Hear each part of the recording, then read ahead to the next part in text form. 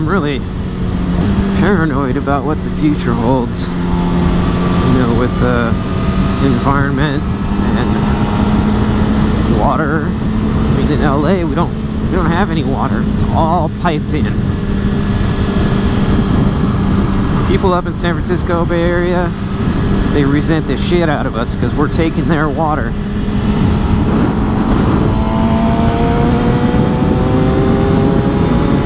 I think in spite,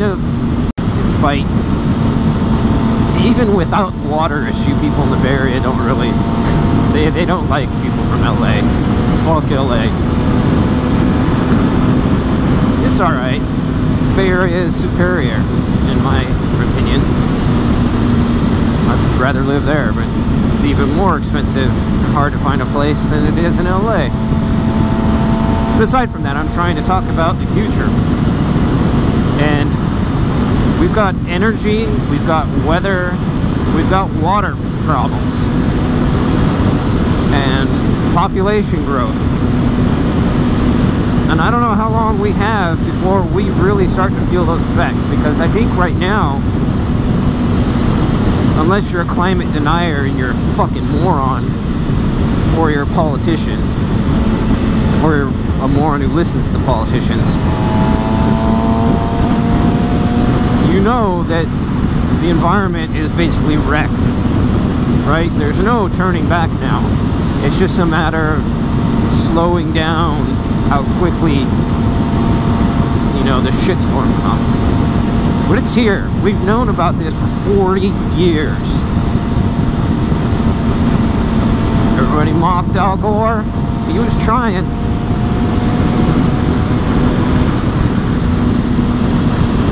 So when does this really affect us? Because there's a lot of us, my neighbors, like, I stopped watering my lawn. Fuck it, I'm gonna let it die. I don't need to be just pouring gallons of water on the grass when we don't have any more lakes and reservoirs. There's no more water. My neighbors, they water the living hell out of their lawns. And why do they do that? They, like everyone else, have heard there's no water in LA. There's no water, no water in Southern California.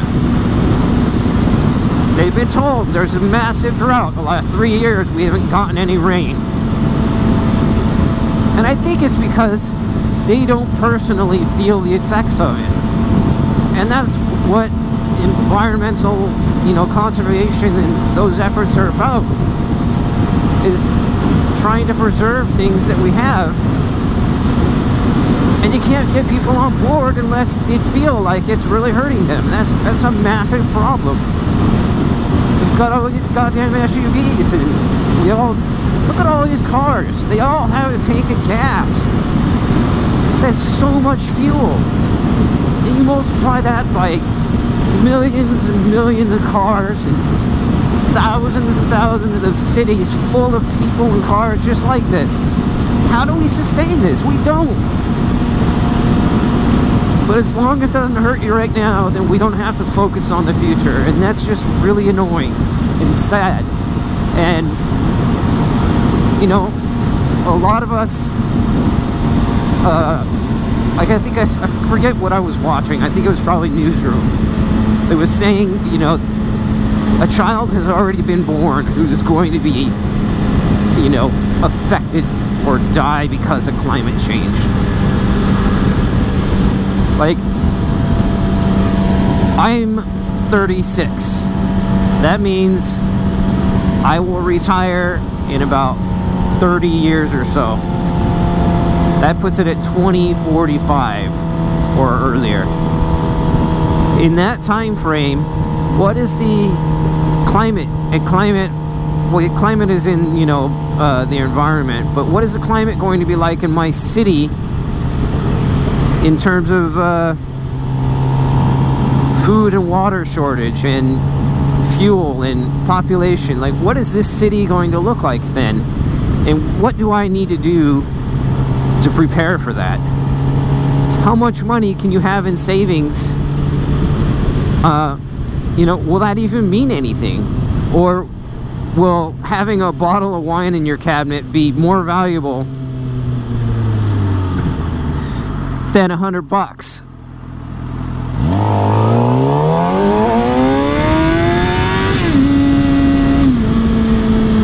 Will money be worth anything? Will the dollar be worth anything? Will you have to have bars, a dog, and several guns to feel safe? Will we be communal? Will it be like me and my brothers and some close friends, and we all join together in some, you know, like how crazy is it going to get? Are we talking post-apocalypse? Will LA be a ghost town? I don't know. I think with the water situation, LA will be a ghost town. How soon is the big question, because there's a lot of money here, and there's a lot of moneyed industries. You know, the film industry, that's an obvious one. But it's such a great place to live. It's, you know, with the weather and the mountains and the beach and all that stuff. You've got everything here. But that can only draw people for so long, right? There are beautiful beaches in other parts of the country that are deserted. No one's gonna live there. Big beautiful houses in totally deserted communities. And LA could be that.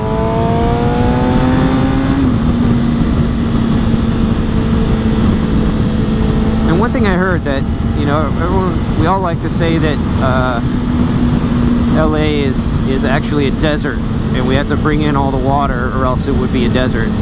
And I actually read that LA is actually Mediterranean. It's that kind of climate, which I can't really go any further because, you know, I don't know what the distinction is. But it wouldn't be a desert. So how do you prepare for the future like that? I can't, you know, I got money in my 401k, right? But in that kind of future, is my 401k going to help me? Will the banks even exist? Will the money that's in that 401k be worth a goddamn thing? You could spend the next 30 years saving all this money and throwing it into really the lottery. You know, the stock market is not like a savings account. It fluctuates. It's not going to be there in the same situation that it was when you started saving. So what do? We're all in this situation, and if it comes down to water wars, when all that shit happens, I'm going to be an old man. And you know who dies when there's famine and disease and old people? It's going to be me. And it's going to be some young bastard born today who's going to be, you know, kicking down my door and taking everything I have. And I don't want to sound, I mean, I've got friends several friends, and these guys are NRA, gun-loving, I'd venture to say racist sometimes, but these are the type of people who would probably be climate deniers, and very much like every man for himself. Those are the type of people that post on Facebook about all these, the world is coming to an end and you better have your go bag and, you know, several rooms full of ammunition. And that's not me, but I really feel like the future is scary enough, and we're heading on a trajectory that I don't know it's going to be a very smooth ride for most of us. It's going to be bad, right? How is it going to be bad? What's it going to look like? How do you, really, for me, I want a plan, right? How do you protect yourself in case it does turn into something like that? Because it probably won't be as bad as I'm saying. Like, we all imagine this from the movies and whatnot, but what happens is people and technology comes together, and we solve some of these problems, and we try our best to live a way that is not so shitty.